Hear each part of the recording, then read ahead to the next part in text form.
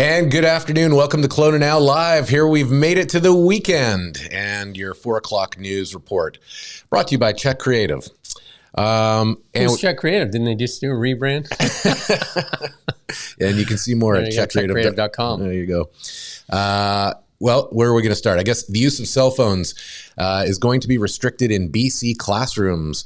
We're moving to restrict that. Premier David Eby says it will help protect younger people from online threats. Yeah, they said the government will also launch a service to remove intimate images from the internet and pursue predators, as well as introduce legislation to hold social media companies accountable for harms they have caused. And this is all in reaction to that poor young person that took his own life here just recently. Right? There's been more than that, though, right? Like, it's a disturbing.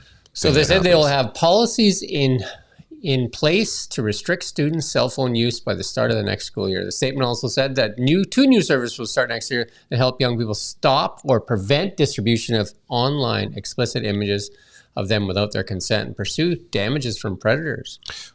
Would have thought those provisions and protections would have been in place with whatever existing current laws, but it seems to have all fallen through the cracks, and maybe these are good steps. It was the BC United leader, Kevin Falcon, who called for that ban on cell phones in classrooms earlier this month, and that he said that the NDP had failed to act on this.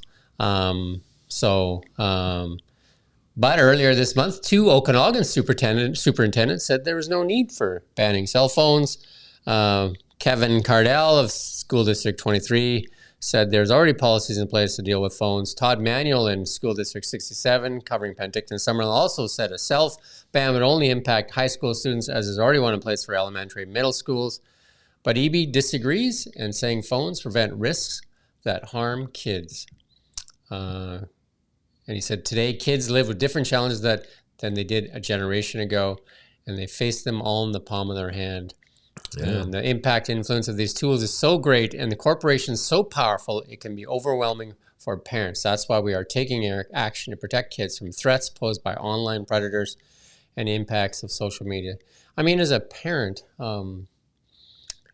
it can be a pretty, because they can use those devices any place and anywhere, and they don't even know who they're talking to sometimes. I mean, that's the scary part, right? So, yeah, and the distraction in classrooms, and I think you hate to see the sort of taking those types of measures, I guess, but on the other side of the coin, it seems like I think that that definitely as children are younger, it's probably better to have a walled garden for them, for sure. Yeah, in some way, shape, or form. 100%.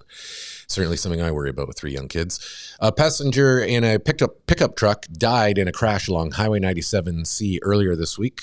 Police have revealed that was the one right at that twisty part on the lake there, Highway 97C. The crash occurred Tuesday evening near Hamilton Hill. It involved a semi-truck. The semi was traveling east, slid off the road into the ditch. The pickup then collided with the semi. The passenger of the pickup died at the scene. The driver of the semi was uninjured and was cooperating with police, and the driver of the pickup was taken with minor injuries. Police said Merritt Police in charge of that investigation, working alongside Highway Patrol. I don't think it was what you're thinking. Oh, yeah. No, you're right. You're right. It's another one. There's been a lot of that lately, for sure. A Kelowna student who went missing earlier this month has been found dead. Police have confirmed. Our journalist Ian Burns reached out to find out the status, and that Kelowna student that went earlier has been found dead. Police have confirmed. Mia Sato was from Japan, was reported missing on January 8th. Police said on January 9th she may be experiencing crisis. They also said they were worried about the concerning comments the 20-year-old made before her disappearance. She flew from Kelowna to Vancouver on January 7th. Vancouver Police Department, which took over the investigation, told Kelowna Now that tragically she was later found dead. Her death does not appear to be a result of a crime. No further information was provided. A January 12th post on Instagram account containing photographs of Sato explained she passed due to unexpected circumstances. And about 60% of Canadians are concerned about their ability to pay off debt. Yeah, we did that interview with Janine Herman from NMP. It'd be a good thing for you to watch, especially if you have people that are suffering with debt. That might be some really good information in there. So you can go on coroners.com. You can see the article that Cheyenne just did, and you can watch the video. And David Eby rebuffs BC chief coroner after she appeals for non-prescription supply of drugs. So Premier Eby has said no to her, that her plea for non-prescription safe supply of drugs, calling it a fundamental issue of disagreement on how to curb the toxic drug crisis. He said he doesn't believe that distribution of incredibly toxic opioid drugs without the supervision of a medical professional in BC is the way forward and the way out of a drug crisis.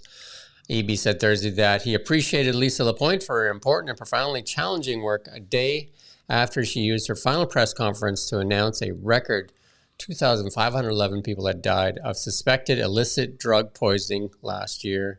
Lapointe had said that asking doctors to prescribe a safer supply of drugs would not address the crisis that has claimed almost 14,000 lives since the province declared a public health emergency in April of 2016, noting that only about 5,000 people had access to a prescribed safer supply.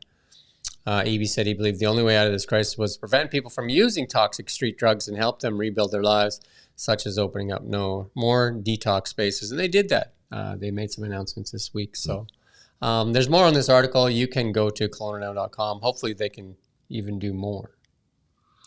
And an Edmonton father has been charged with second-degree murder in the death of a 5-week-old baby. How tragic is this? 5-week-old. Police say the paramedics responded to a residence for a baby in medical distress on February 5th, 2023. The boy was taken to hospital and died of injuries 4 days later. Police had started a suspicious death investigation at the time, but the office of the chief medical examiner needed to do additional testing after an autopsy. And they determined earlier this month that the 5-year-old died of abusive head trauma in a homicide. Police say George Russell Hullman, who was 28, was arrested and charged Tuesday with second-degree murder and unrelated firearm offenses. And the BC Highway Patrol is investigating a fatal collision involving 2 pedestrians on Highway 3 earlier this month. This one's truly sad. So this is another caution that you can take if you're out there. Because on January 17th, members of Elk Valley RCMP received a report of a serious collision near Junction 3 and Highway 33. According to the report, two pedestrians who were responding to a separate vehicle collision were struck by a passing vehicle. So they got out of their car to help somebody else, and then they were struck by another car. I've done that before. There was an accident. Yeah, you get out and you think that's your only focus is that, and you run to that and you don't see the other car and they don't see you. And then the driver involved in the collision remained on the scene. The highway was closed for several hours. But the 34-year-old man from Alberta was transported to the hospital while a 20-year-old man died. What I was going to say is I ran out like hundreds of yards ahead of where the accident occurred and was flagging people down. This is out by the airport. Oh, yeah. And trying to get people to slow down because they're coming up on an accident scene. And, like you're just driving along. You're not really, I can understand people aren't really paying that close attention and they just kind of blow by and that's where the danger comes. And they probably don't know what you're doing. Yeah, either, exactly. Right? So, People are being reminded to remain extra vigilant when it comes to phone calls, emails, or text messages after Shuswap Mounties received a trio of scam reports in recent weeks. I don't know, it feels like getting almost daily. Yeah, I get a few scam calls every day too, right? But you have to be really, I guess, what's that word? Skeptical when you get calls and stuff like that. So on January 12th, a woman reported that she received a phone call from whom she believed was Shaw Telecommunications telling her she qualified for a discount on her internet for being a long-standing customer. She provided her credit card information and realized she'd been scammed. I guess that's a pretty good scam. Hey, we can give you a discount, but why would you have to give them your credit card information? You think about it. They already have it, right? So, but, sometimes, you just, I guess they had even processed the payment went to Shaw CA, not Shaw.ca, right? So, and it, once they put it into PayPal, and that's the end of it. 3 days later, our Salmon Arm RCMP received a report that a man had sent this one, get this one, $50,000 over the past year to someone posing as his girlfriend who he believed to be living in Baltimore, Maryland. This is an old scam. This is like catfishing. Yeah, it's an old scam. So, like, you get yourself, it came out of Russia lots where a friend of mine fell for it because they're just like, she's going to come visit you because, she sends, pictures and all that stuff. And she just needs $10,000 for the flight and everything. And then, getting all pumped up, sends the money. And then she says, oh, the money was taken, or the money was, I had to give it to a family member, send another 10. And you just keep stringing the guy along, right? Oh. And just keep getting it. Anyway, and then the third one, a man got a text message from, I believe, to his cell phone provider, Roger Wireless, and they asked him to prepay for a full year of $14.97. Like, okay. There you go. All right. Be skeptical. Yeah, right. After a months-long strike, which saw nearly 140 workers walk off the job in the fall, Roger Sugar says it's reached a tentative agreement with the union. A sweetheart of a deal. No. Get it? Yeah. Yeah. So the sugar workers are back. They're not back. I think they have to ratify the deal. The agreement is subject to ratification, and that'll be held next week. And that sugar refinery employs approximately 138 workers who have been on strike since September 28th. I think there was a period of time where there was a bit of a sugar shortage too. Maybe it was the baking season. Anyways. Yeah. People eat a lot of sugar. That did you.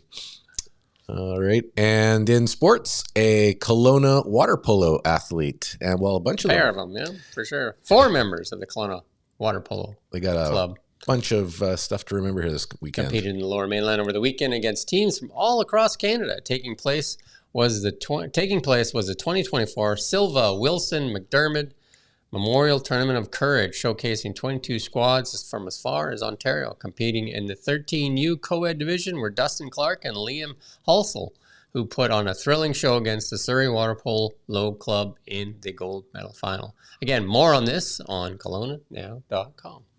And looks like our weather forecast is going to hold that we spoke of earlier this morning. Lots of rain showers and mild temperatures. There's your current conditions just out there behind us, and cloudy. But I like that it's not dark yet. Yeah, it's getting brighter and brighter every day now.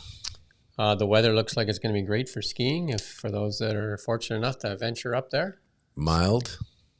And for the rest of us, you won't be shoveling your driveway. Yeah, So take care. Have a great weekend. Safe weekend, and we'll see you on Monday.